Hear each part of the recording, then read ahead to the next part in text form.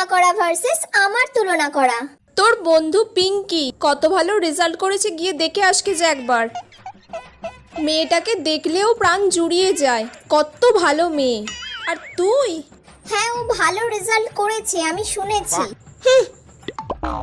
উফ বাবা কি গরম। ওই পাড়ার মিতা টাকা জমিয়ে মাকে পুজোয় শাড়ি কিনে দিয়েছে, আর আমার মেয়ে।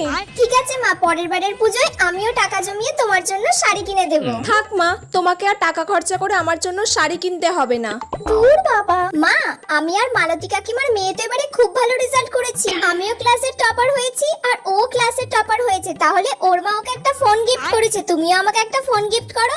সব সময় এর তার মায়ের সঙ্গে নিজের মায়ের তুলনা করবি না, সব সময় জানবি নিজের মাই সব থেকে সেরা হয়।